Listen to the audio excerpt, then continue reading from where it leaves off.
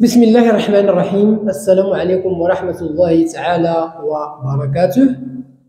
مرحبا بكم دائما أعزائي التلاميذ، مرحبا بكن عزيزات التلميذات، مرحبا بكل المتتبعين والمستفيدين لهذه الدروس عبر هذه القناة، قناة الحمار كونسوليداسيون، التي تتمنى لكم دائما النجاح والتوفيق في مسيرتكم الدراسية.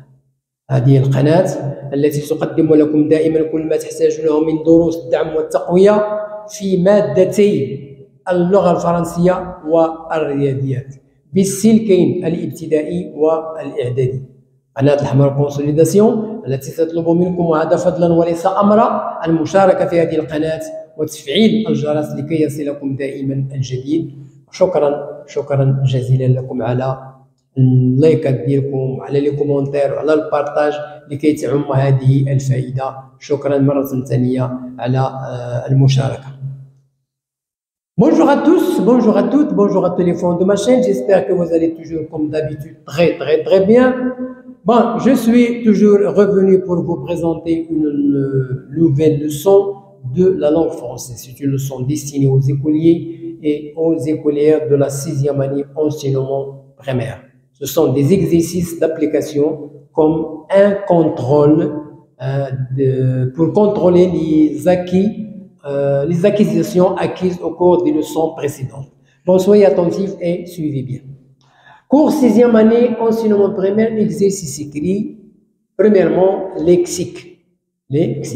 Premièrement, je recopie, j'ordonne du plus grand au plus petit. J'ai recopié les mots en les classant du plus grand au plus petit. Quels sont les mots? Ruisseau, la mer, l'océan, la rivière.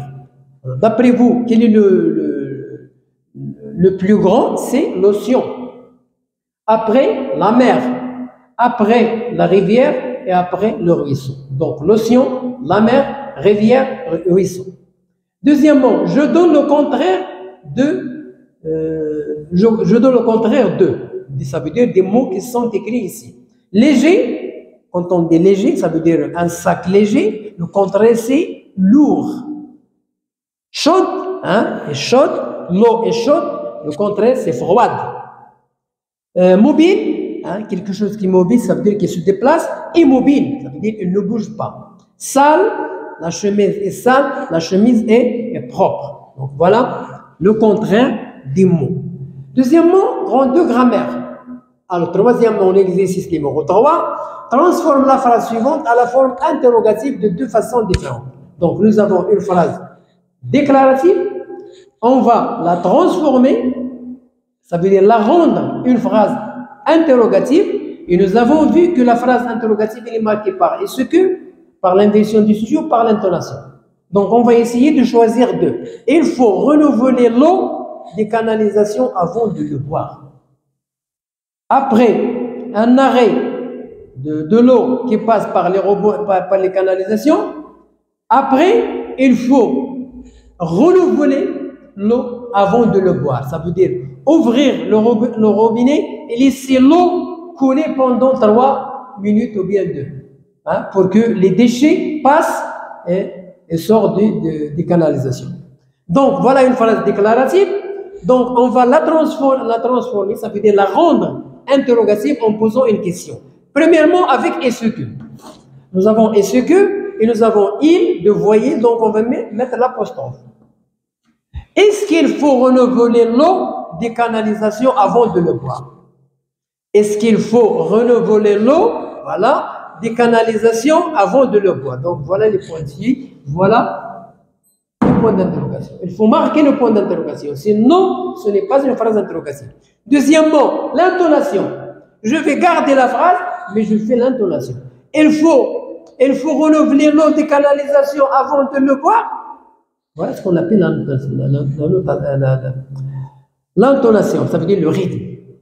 Donc, à l'oral, je marque l'intonation, à l'écrit, je marque le point d'interrogation. Je fais le point d'interrogation. Quatrièmement, transforme la phrase à la forme négative. Transforme la phrase à la forme négative. Il faut attendre d'avoir soif pour boire. il faut attendre d'avoir soif pour boire. Il faut attendre.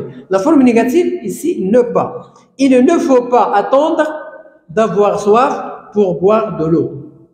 Il ne faut pas attendre d'avoir soif pour boire de l'eau. Donc voilà la forme négative, il est marqué par ne pas. Il y a d'autres phrases, on peut marquer la négation avec ne jamais, avec ne plus, ne rien, hein, etc. Donc voilà la négation.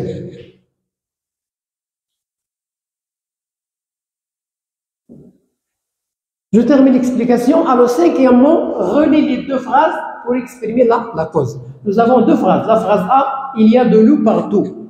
Il y a de l'eau partout. Mon frère a oublié de fermer le robinet. Le robinet. Donc, il y a deux phrases qui ont un sens. Mon frère a oublié de fermer le robinet. C'est juste. Il y a de l'eau partout. C'est juste. Maintenant, on va faire une seule phrase en employant les deux phrases-là et en employant l'expression de la cause. Ça veut dire le mot qui exprime la cause. Donc, il y a de l'eau partout car mon frère a oublié de fermer le robinet. Alors, à ce moment-là, je vais transformer. Je ne veux pas laisser la majuscule. Voilà.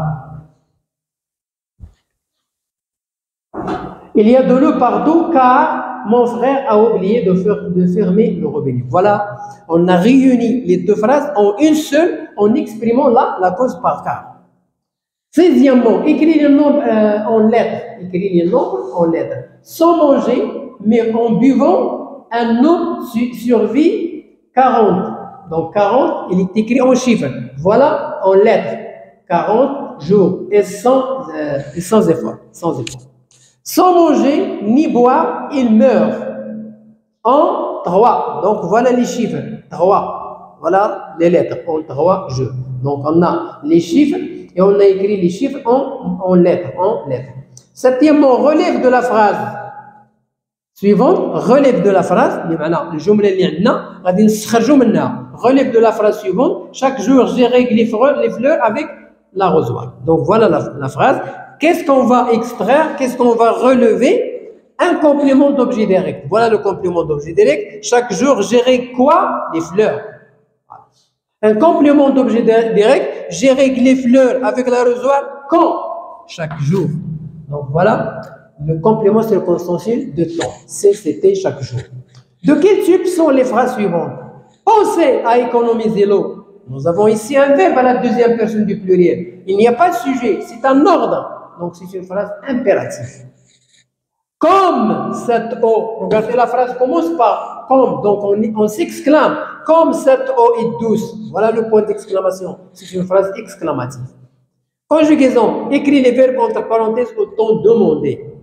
Petit a, pour laver les voitures, mes parents, le verbe utiliser un seau d'eau et non un tuyau. Au présent de l'indicatif, donc utilise la terminaison ENT. Mes parents utilisent ENT. Qu'est-ce qu'ils utilisent? Un seau d'eau et non un tuyau pour économiser de l'eau. Voilà, je passe à l'autre tableau. Bien. Maman, le verbe remplir, complètement la machine à laver avant de faire la vaisselle. L'imparfait. Donc, maman, remplissez, hein, c'est un verbe de deuxième groupe. Pour conjuguer un verbe à l'imparfait, on le conjugue au présent à la première personne du pluriel. Nous, je remplis, tu remplis, il remplit, nous remplissons. Donc, à l'imparfait, on écrit je remplissais. Voilà comment on fait pour conjuguer un verbe à l'imparfait. Donc, maman, remplissez complètement la machine à laver avant de faire la vaisselle.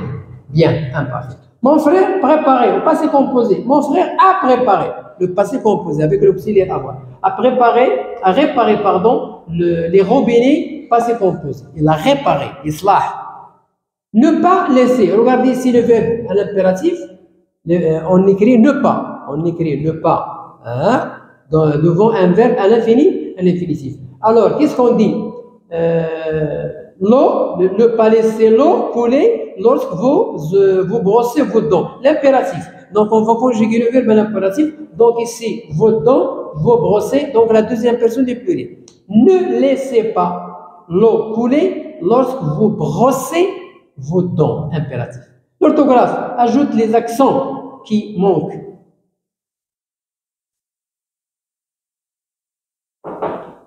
Il se réveille. Réveille tôt. Accent circonflexe chaque matin. Donc nous avons deux accents. Il se réveille tôt chaque matin. Deuxièmement, complète avec C adjectif possessif et C adjectif démonstratif. Alors, élève. Alors, au début de la phrase, on va commencer par C. Ces olives, je montre avec le doigt, ces olives sont cueillies par Shabha et ses amis. Hein? Ses amis, ces olives, maintenant,